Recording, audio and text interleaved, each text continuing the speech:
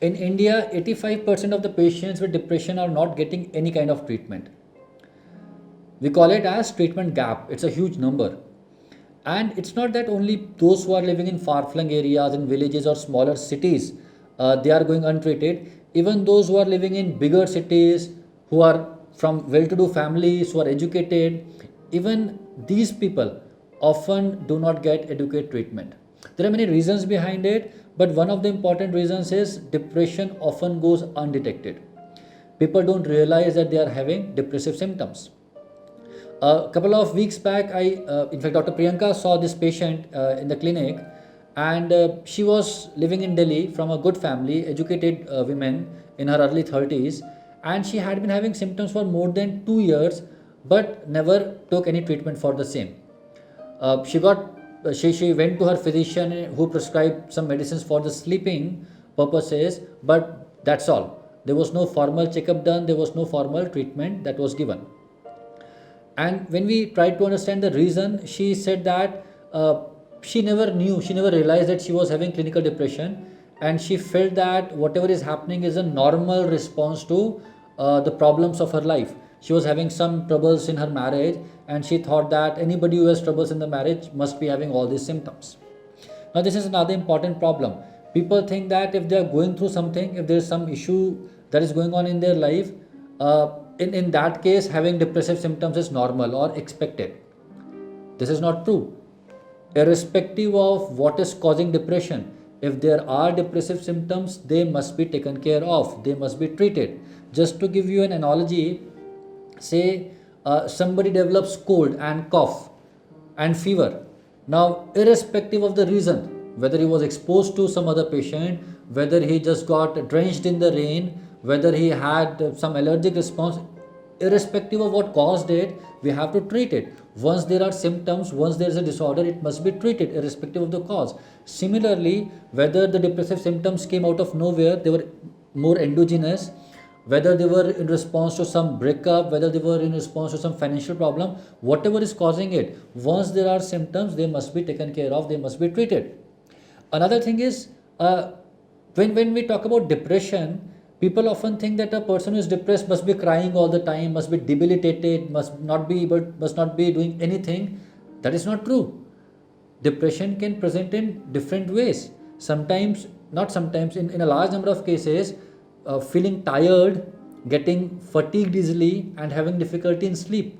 These are the presenting complaints of patient with depression. If I tell you that if a person is getting tired easily, probably you would not even think of depression at the first place. And this is what happens. People keep on taking multivitamins for years. People keep on taking, all those products that are sold online for months. And often they keep on taking iron tablets and things like that for a long period of time. And they never realize that something else is going on. This leads to significant wastage of time. More importantly, depression leaves a huge impact on your lives. People lose their jobs, the relationship gets strained, and so many years of life get wasted to depression. So it is extremely important that we understand the symptoms of depression in great details, and we are able to identify those symptoms whether they are happening in ourselves or in a friend or a close relative. So when we talk about depression, and when we talk about depressive symptoms, two symptoms are quite important. The first one is what is called as depressed mood. When you ask the person how do they feel, they say they feel sad. They may say that they feel depressed. Some people say that they feel empty. They feel as if there is emptiness in life. Some people say that they feel hopeless. All these words basically are pointing towards depressed mood. In some cases, people don't themselves say that they are feeling sad, but just by looking at them, you can deduce that the mood is depressed. How they start crying very easily. Just by looking at their face, you can understand. You can predict that their mood is not so good. Their gaze is downwards. Their shoulders are stooped. Right? All those facial expressions can help you in understanding that the mood is bad. So one of the important symptoms is depressed mood or sadness of mood. In some people, the depressed mood is not so clear, or they don't really come up with that word. In those people, another symptom takes more importance, which is loss of interest and pleasure. Patients often say that they are not able to enjoy anything and they have lost interest in previously pleasurable activities. For example, say there was a person who used to enjoy playing cricket or watching cricket. Now this person does not like it. Whenever cricket is coming on the TV, he just switches off the TV and just goes to his bedroom and sleeps. Or say there was a student who was very enthusiastic in a particular subject. Now he does not study that much. Some people, rather than saying they'll have lost interest, they use the phrase that they don't care anymore.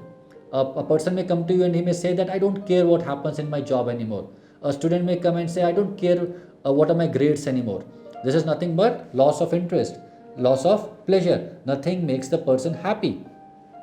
And both of these symptoms, sadness of mood and loss of interest, are there for most of the time. For most of the days and for most of the period during a day, they have the same feeling. In some cases, the symptoms will fluctuate. For example, as far as the sadness of mood is concerned, some patients say that when they get up in the morning, they feel the worst. They really feel bad. As the day progresses, the symptoms tend to become a bit better. But still, for most of the day, they have the same mood. So these are two primary symptoms, and if we want to make a diagnosis of depression, one out of these two symptoms must be there. But there are certain other symptoms which are equally important. The third symptom of depression is a feeling of worthlessness and excessive guilt. Patients feel they are worthless. Patients feel they don't have any qualities. Patients feel that they are not good at anything. And they tend to feel guilty about very trivial stuff. They may be thinking about things that happened in the past, insignificant thing, and keep on feeling guilty. They may have thoughts, why did I say that? Why did I behave like that? Why didn't I do that? So all those things from the past, trivial issues keep on coming in the mind and they feel guilty. Many times stuff like not being able to cook a good meal. Say there's a housewife in her mid-30s. She cooked a meal and her son did not like it. Now suddenly a thought would come in her mind, I am not good enough to even make a meal for my family, or I am such a bad mother that I can't provide good food to my family members. So feeling of worthless and guilt. This is how these symptoms manifest. Now apart from this, the next symptom could be lack of energy. Now many a times these patients, in fact not many of times, almost always patients with these symptoms tend to go to physician. The symptom of lack of energy. They feel tired most of the time, or they get fatigued very easily. Somebody who was used to doing hours of work now gets tired by doing a couple of minutes of work. Somebody who could run say 2 miles now gets tired after walking for 100 meters. There is no energy. They feel that the energy has been sapped out of the body. They're always tired. And they wonder whether their hemoglobin is low, whether the vitamins are low, whether the minerals are low, and they don't realize that it could be a symptom of depression. When you talk about the other symptoms, you realize that lack of energy is not the only thing. There are other things happening along with it. So lack of energy is an important symptom and sign. The next symptom is poor concentration, having negative thoughts. The mind does not feel so sharp. The decision making becomes difficult. People who are doing work which requires a lot of cognitive effort often say that they feel dull. They feel as if the mind is not as sharp. Say there's a doctor who used to look at the patient, look at the signs, make the diagnosis. Now he finds it difficult to do that. The diagnosis does not strike the mind. Or say somebody who is in IT who writes codes. Now he finds it difficult to do that work. So the work that requires your concentration, the work that requires your requires your mind to be at its finest tends to become difficult. Concentration is a big issue. People say that they are not able to spend even 5 minutes. Even if they try to spend 5 minutes reading a piece of paper, the mind keeps on wandering. The concentration becomes difficult. Some people say that the memory has become bad. They say that they keep on forgetting everything. They can't even remember basic stuff. So all these could also be symptoms of depression. Apart from this, appetite changes. Now in most of the patients, what happens is appetite is lost. They don't feel like eating. The food does not taste so good anymore. And when the appetite is not good, of course, what follows is weight loss. But in a small minority, the reverse may happen. They may actually have increased appetite. Or more specifically, some people tend to crave certain kinds of foods, especially carbohydrate rich, sugar rich foods like chocolates, or desserts like cookies or ice creams, they tend to gorge on them. Whenever they feel bad, they just take something which is very high in sugar and fats. So this may lead to increased weight. And we say that whether there is loss of weight or whether there is gain of weight, if the weight changes more than 5% in a span of 1 month, it is considered as a significant change. So somebody who's 80 kgs in weight, if he loses or gains 4 kg of weight, which is 5% of 80 kg, it would be considered as a significant change in weight. Apart from this, another symptom is psychomotor agitation or retardation. So basically, the person looks restless. You might see that the patient is pacing around in the room to and fro, or the person is very jittery. He might be playing with his nails, or doing something with the body. Does not look at ease. Does not look relaxed. The patient looks restless. This is another symptom of depression. Then probably the most important complaint, which is disturbances of sleep. Again, many times what we see is for sleep disturbances, people often just call their physician who prescribes a sleeping pill, and patients keep on taking those pills for months. The sleep becomes better, but the problem never goes away. Why? Unless you take care of the core problem of depression, just treating a symptom would not provide any kind of relief. Sometimes patients, what they do is they take the pills that are being taken by their parents. They take Alprex or some other medication, and they feel better for some time, the sleep becomes better for some time, but the problem persists. In fact, the problem often worsens. Now, when we talk about the sleep disturbances, in most of the cases, there is middle insomnia. So what happens is the patient goes to sleep, is able to fall asleep after some time, but in the middle of night, sleep breaks, and then patient finds it difficult to go back to sleep. Or there may be what is called as terminal insomnia. So patient gets up in the early morning hours. Say the person used to sleep from 11 p.m. to 7 a.m. in the morning. Now this person wakes up at around say 5 a.m.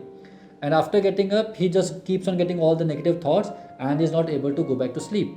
This is called as terminal insomnia. Insomnia in the latter half of sleep. Some people may also have difficulty in falling asleep. But all of them, when they get up, they don't feel refreshed. They feel tired. So this is an important symptom. And this is often a common complaint, initial complaint of patients with depression. And lastly, but perhaps the most important symptom is suicidal thoughts. Patients may have passive thoughts, passive death wishes, such as, I wish I do not wake up tomorrow. This is a passive death wish, a suicidal thought of lower intensity. Then there may be a thought of higher intensity, suicidal wish. Rather than passive death wish, suicidal wish. I wish I could kill myself. And then there could be something even more severe, suicidal intent. Patient thinks, I would kill myself.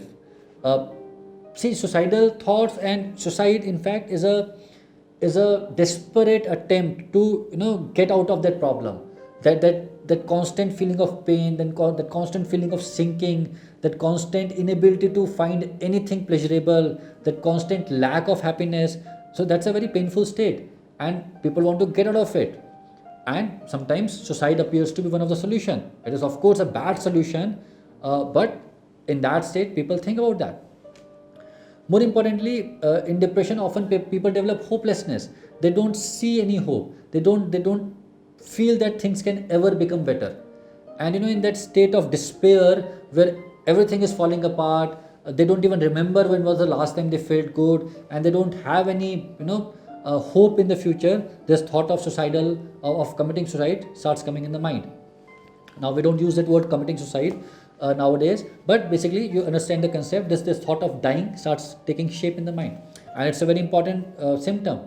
Anybody who is having suicidal thought must be treated as an emergency case. We should never ever dismiss these thoughts, saying that those who think about suicide never commit it, never do it. This is a wrong. This statement is factually incorrect. In fact, it has been found that people who die by suicide often has expressed that wish to one of their close family members or friends in days or weeks before finally going for the act. So it's a very important symptom, must never be dismissed by saying that he's just saying like that, he would never do something like that. So these are the symptoms of depression. I talked about 9 symptoms, And the criteria says that out of these 9, 5 symptoms should be present in the patient, and out of those 5, one should be one of the first 2 symptoms, sadness of mood and lack of interest or pleasure. This is about the symptoms. Now, it's not that only these symptoms are present in patients with depression. Many patients with depression present with physical complaints. One of the most common physical complaint is complaints regarding the gastrointestinal tract. People say that they have constipation, or they have that feeling of incomplete evacuation after going to toilet, or they feel that the digestion has become problematic. So this abnormality in abdomen is many times a prominent complaint. Some patients complain of headache. They say that the headache has been going on for days or weeks, and when you inquire for other symptoms, you find out that there are other symptoms of depression also in the patient. Some patients may complain of physical pain, a body ache, generalized body ache. So these could also be present in patients with depression. They could also be the presentation, the problem with which the patient goes to the doctor. So if these symptoms are there, the doctor must ask for other symptoms. It could as well be a case of depression. Now these symptoms must persist for at least 2 weeks. To make the diagnosis of depression, the symptoms should be there for at least 2 weeks, and for most of those 14 days, the symptoms should be present at throughout the day or for most of the time during the day. So somebody is feeling sad, sadness should be there for at least 14 days, and for all those 14 days, during most of the periods of the day, the person is feeling sad. So this is the second component, the duration criteria. And the third criteria is the symptoms should cause significant distress in life. They should be causing significant problem, and they should be causing socio-occupational dysfunction. The person starts feeling difficulties in the professional life as well as the social life. So when all these things are there, then we make the diagnosis of depression. It does not matter whether the depression is endogenous on its own, whether the depression is being caused by some life circumstance, whether it is being caused by some relationship problem. If there are symptoms, we diagnose we diagnose it as clinical depression, and we treat it accordingly. So it's extremely important to know these symptoms. If you have these symptoms, or a close relative, a close friend is having these symptoms, please reach out, please seek help. And remember that depression can be treated. There are good medications available, but we have to identify it in time. अगर आपको depression की समस्या है तो आप doctor Praveen Tripathi से सीख सकते हैं कि डिप्रेशन के पेशेंट्स में काउंसलिंग कैसे की जाती है, और उन टेक्निक्स को यूज करके डिप्रेशन से बाहर निकलने की जर्नी को शुरू कर सकते हैं। स्क्रीन पर दिए कार्ड को क्लिक करें या फिर डिस्क्रिप्शन में दिए लिंक को क्लिक कर डॉक्टर प्रवीण त्रिपाठी के कोर्स में एनरोल करें। So we are trying to create a series of videos on depression, the symptoms, the causes, the etiology, the pathogenesis, the treatment, and this is the first video in that series, and I hope you were able to get some information out of this video. Thank you.